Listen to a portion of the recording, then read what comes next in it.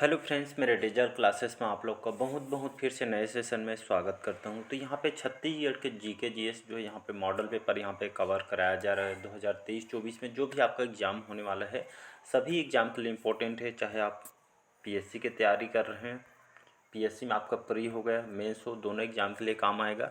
साथ ही साथ व्यापम के कोई भी एग्ज़ाम के जो प्रिपरेशन कर रहे हैं, चाहे शिक्षक कर्मी भर्ती हो, चाहे आप पुलिस कांस्टेबल हो, छात्रावास अधीक्षक, आपका महिला पर्यवेक्षक, मतलब सारे जो एग्ज़ाम हैं आपके छत्तीसगढ़ के सभी एग्ज़ाम में काम आने वाले, क्योंकि छत्तीसगढ़ के जी सब लगभग आपके सभी एग्ज़ाम में जो है यहाँ से 10 से 15 नंबर तक के क्वेश्चन यहाँ से पूछा जाएगा। चलिए स्टार्ट करते हैं सेशन को। पहले बार आए तो चैनल को सब्सक्राइब करके रख लीजिए ताकि नोटिफिकेशन आप तक यहाँ पे पहुँच पाए। इसके पहले 3 या 4 पार्ट अपलोड हो चुके हैं, इसको बड़ी पार्ट वाइज देखिएगा यहाँ पे। तो चलिए हम स्टार्ट करते हैं आज के जो सेशन को। पहले बार आए तो चैनल को सब्सक्राइब करके रख लीजिएगा ताकि जो नोटिफिकेशन है आप तक पहुँच पाए। चलिए स्टार्ट करते हैं सेशन। तो चलिए स्टार्ट करते हैं सेशन का। आज का पहला क्वेश्चन देखते हैं। अरण्यक गुफा छत्तीसगढ़ में जो अरण्यक जो गुफा है यहाँ पे कहाँ पे स्थित है?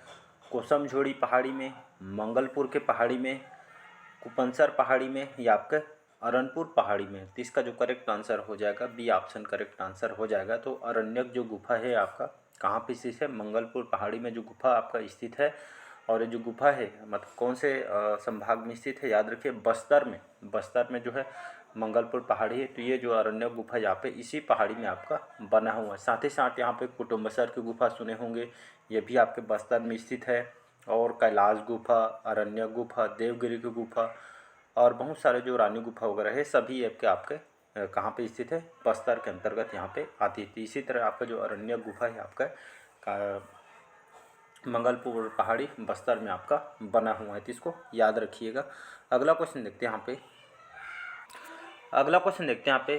सरगुजा जिले की जीवन रेखा किस नदी मानी जाती है? या सरगुजा जिले के जीवन रेखा कौन से नदी कहलाती है? रेणुका नदी, कन्हर नदी या गोपत नदी या आपका बरनई नदी। तो इसका जो करेक्ट आंसर हो जाएगा यहाँ पे कौन सा आंसर करेक्ट आंसर हो जाएगा? इसका जो करेक्ट आंसर हो जाएगा रिहन नदी, जिसका जो प्राचीन नाम इसका रेणुका नदी है। रेणुका नदी या बगल में आपका रिहन नदी भी, जैसे रिहन या रेणुका है तो ऑप्शन में रेणुका है तो रेणुका, रिहन है तो रिहन लगाइएगा। तो सरगुजा जिले की जीवन रेखा कौन सी नदी कहलाती है? रिहन नदी कहलाती है। तो इसको याद रखिए, सरगुजा जिले के जीवन रखिए। आपके पीएससी में एक बार क्वेश्चन पूछा गया तो इसको याद रखिए। रिहन नदी के तट पे कौन सा शहर बसा हुआ है? महेशपुर। जो सरगुजा पुरातात्विक स्थल है ये आपके रिहन नदी के तट पे आपका बसा हुआ है। तो इसको याद रखिएगा। इसके जो सहायक नदी की बात करूँ तो घुनघुट्टा, मोरनी, महान सूर्य जो इसकी प्रमुख सहायक नदी है। छत्तीसगढ़ में 145 किलोमीटर, याद रखिएगा। रिहन नदी की कुल लंबाई की बात करूँ तो 145 किलोमीटर इसका लेंथ है रिहन नदी का। इसका उद्गम कहाँ से होता है? तो छुरी मतरिंगा पहाड़ी जो अंबिकापुर तहसील जो सरगुजा से इसका उद्गम होता है। और जो इसका जो विसर्जन इसका जो है सोन नदी में जाकर इसका विसर्जन हो जाता है। तो इसको याद रखिएगा, बहुत इंपॉर्टेंट क्वेश्चन है। अगला क्वेश्चन देखते हैं,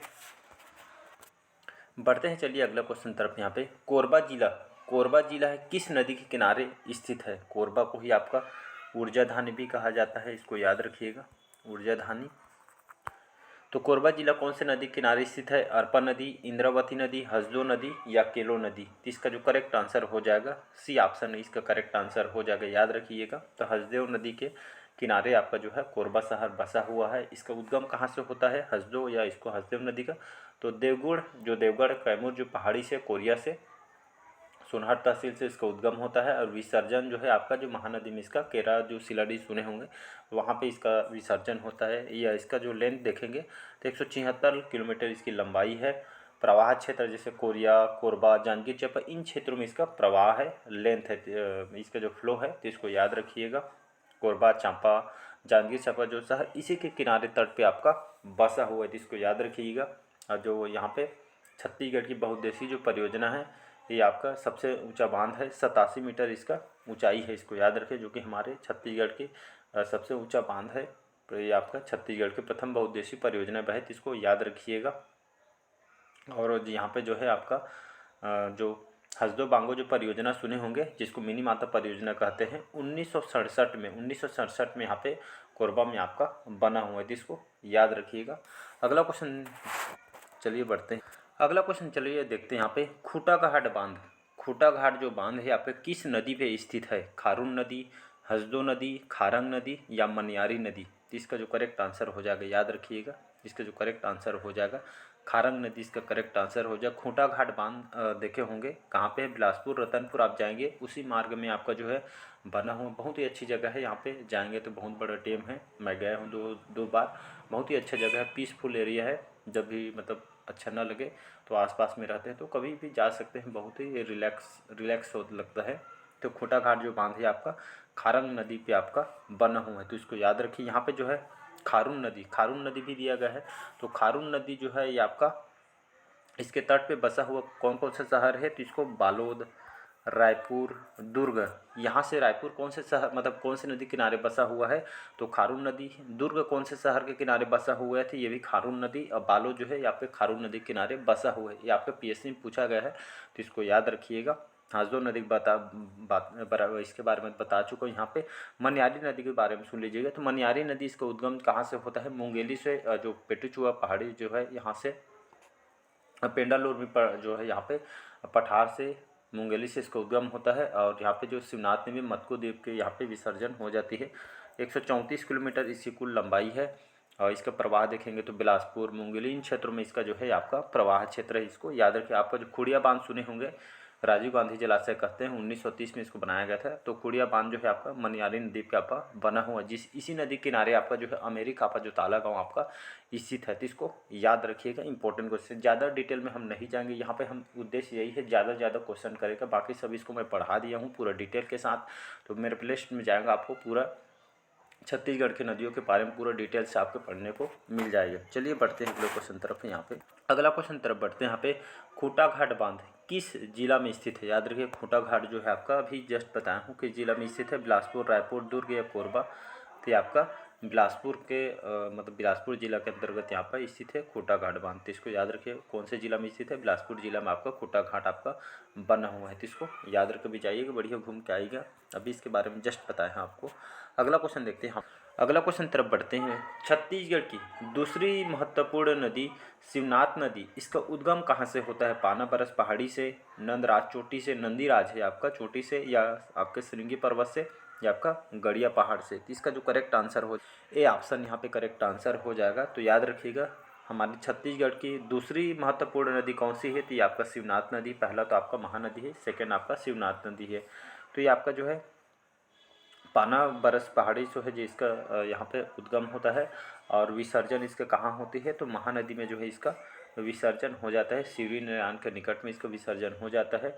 और यहाँ पे अगर इसकी कुल लंबाई की बात करूँ तो 290 किलोमीटर इसकी कुल लेंथ है। और छत्तीसगढ़ में बहने वाली सबसे लंबी नदी कौन सी नदी है, तो ये आपका शिवनाथ नदी। इसको याद रखिएगा। छत्तीसगढ़ की सबसे लंबी नदी तो महानदी है, छत्तीसगढ़ में बहने वाली सबसे लंबी नदी आपका शिवनाथ है, छत्तीसगढ़ की सबसे लंबी नदी महानदी है। तो इसको कन्फ्यूज ना होइए, यहाँ से क्वेश्चन आपसे पूछा हुआ है, तो इसको कन्फ्यूज नहीं होना है, इसको याद रखिएगा।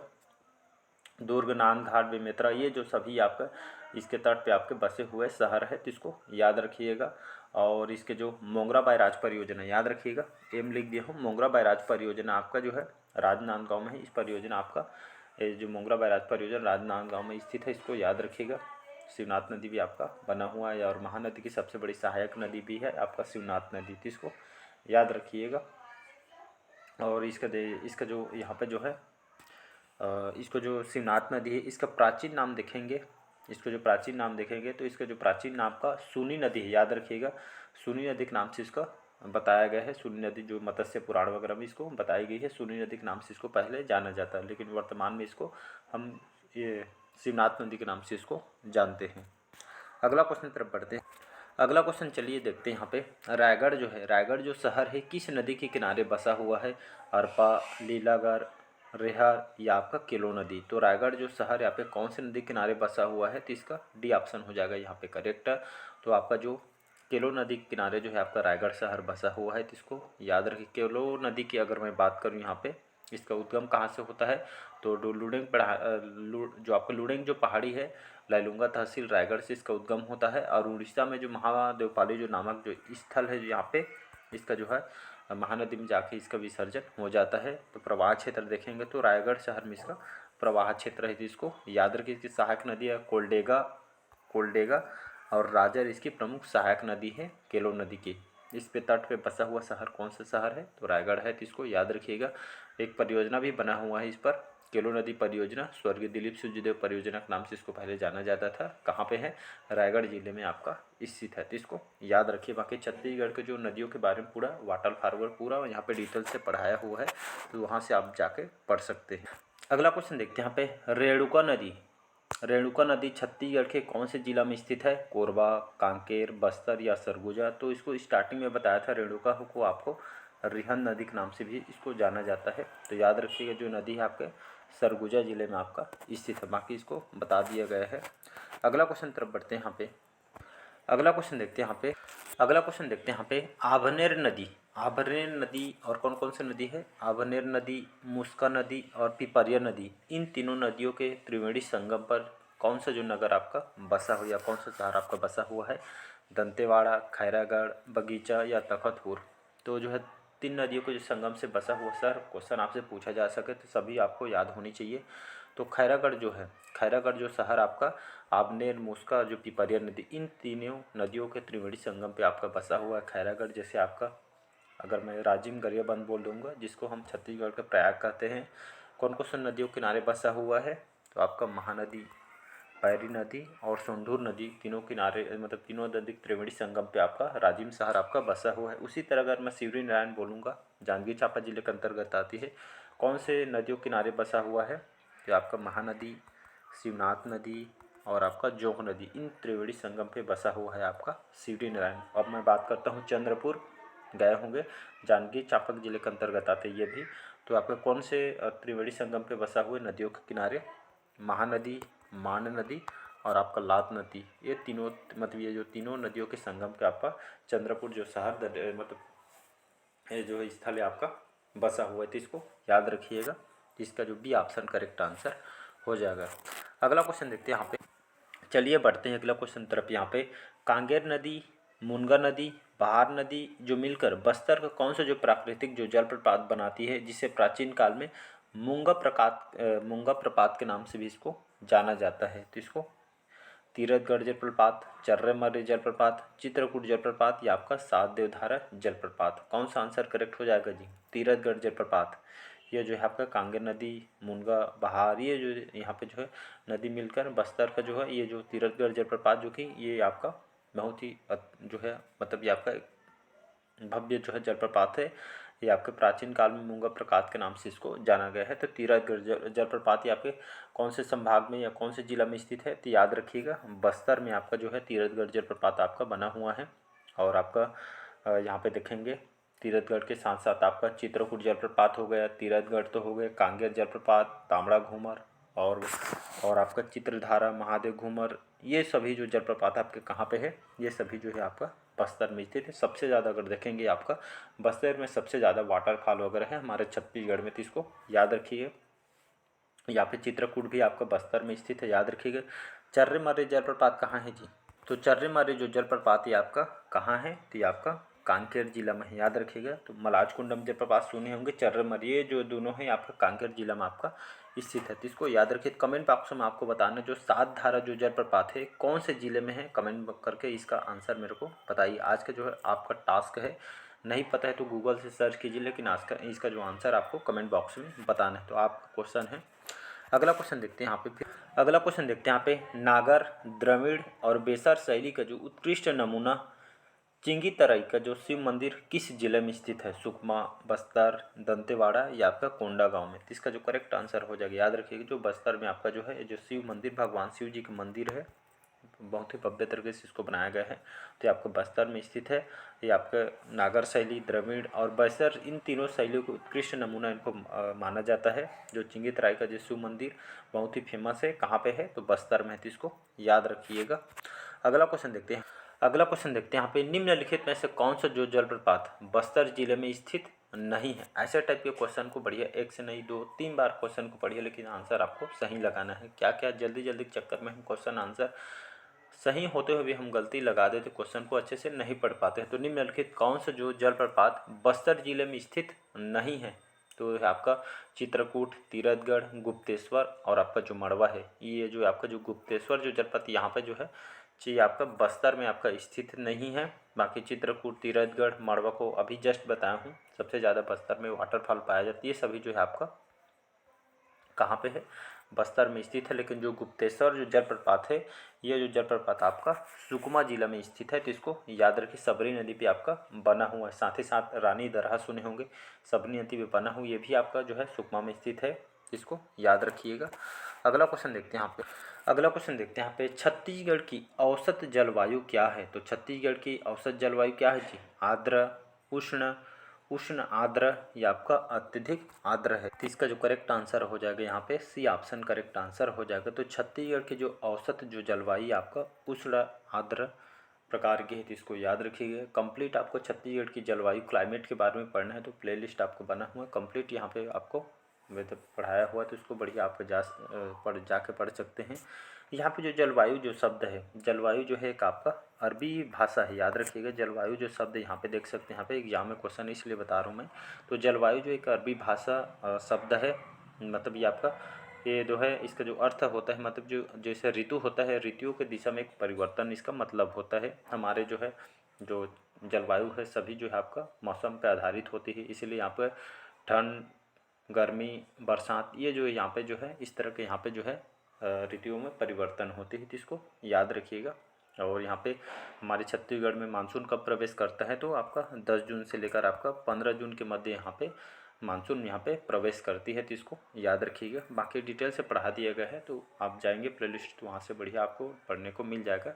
तो चलिए, आज के सेशन आपको कैसे लगे कमेंट करके ज़रूर बताइएगा। पहले बार आए हैं तो चैनल को सब्सक्राइब करके रख लीजिएगा ताकि नोटिफिकेशन आप तक पहुँच पाए। आपका जो एग्ज़ाम बहुत पास आने वाला है, पीएससी अगर तैयारी वारी कर रहे होंगे तो बढ़िया जितना हो सके मॉक टेस्ट लगाइएगा, जितना ज़्यादा हो सके एमसीक्यू क्वेश्चन लगाते चलिएगा। जितना ज़्यादा आप मॉक टेस्ट एमसीक्यू क्वेश्चन करेंगे उतना ज़्यादा आप बेटर होते जाएंगे। साथ ही साथ वीकली कम से कम संडे के दिन जितना आप पढ़ें उसको बढ़िया रिवाइज कीजिएगा। बाकी आप समझदार हैं। चलिए, आज के सेशन में यहीं तक रखते हैं। आज के लिए इतना ही। थैंक यू, मिलते हैं अगले पार्ट में।